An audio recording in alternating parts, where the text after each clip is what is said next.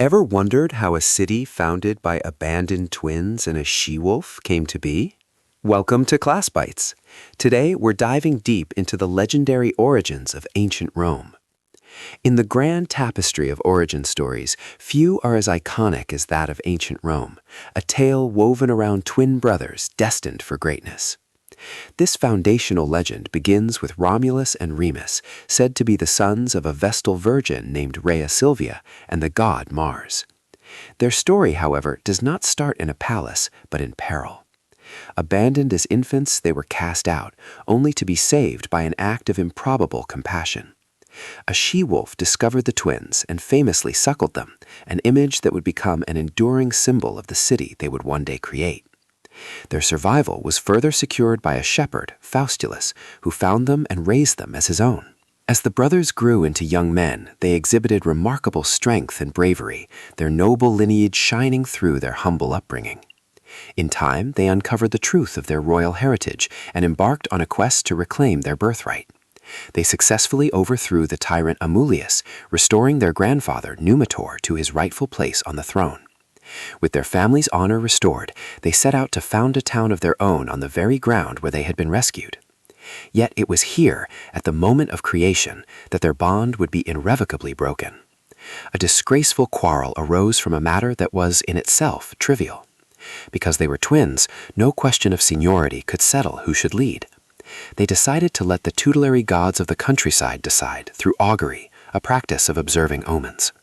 For this purpose, Romulus took his station on the Palatine hill, while Remus stood upon the Aventine, each waiting for a divine sign. The conflict escalated when Romulus began to construct a city wall. In a moment of defiance, Remus jumped over the nascent barrier, an act for which he was struck down by his brother. With his rival gone, Romulus consolidated his power, and the new settlement was named Rome in his honor. This powerful narrative, however, is one that historians approach with caution. The legend of the twins probably originated in the 4th century before the Common Era, but it was not set down in a coherent form until the end of the 3rd century. The traditions of what happened before the city's foundation, or while it was being built, are often seen as more fitted to adorn the creations of a poet than the authentic records of a historian. Our earliest detailed sources, the writings of Dionysius of Halicarnassus and Livy, were composed hundreds of years after the events they describe. Most modern scholars believe the name Romulus is a back formation, a name created later to explain the name of the city itself. There is no particular evidence that Romulus and Remus ever existed, and indeed their existence seems very unlikely. The names appear to be transparent attempts to provide a just-so story for how Rome got its name. When we turn from myth to the soil itself, archaeology tells a different story of Rome's beginnings.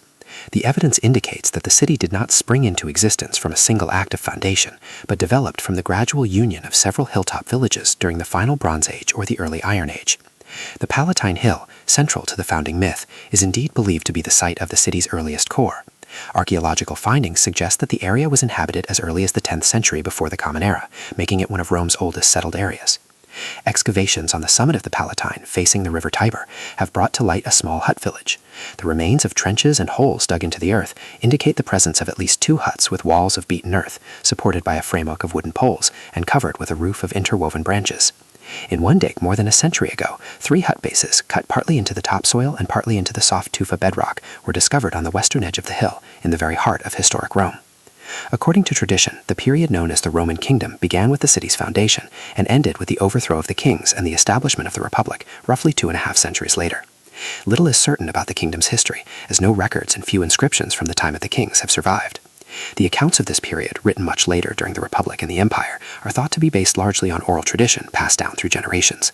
Despite the scarcity of contemporary evidence, both literary and archaeological sources are clear that kings did once rule in Rome, a fact attested in fragmentary texts from the 6th century before the Common Era. Long after the monarchy was abolished, a vestigial figure, the Rex Sacrorum, was retained to carry out the monarch's former priestly functions, a faint echo of a bygone era. The traditional version of Roman history, passed down principally through Livy, Plutarch, and Dionysius of Halicarnassus, recounts that a series of 7 kings ruled the settlement in Rome's first centuries.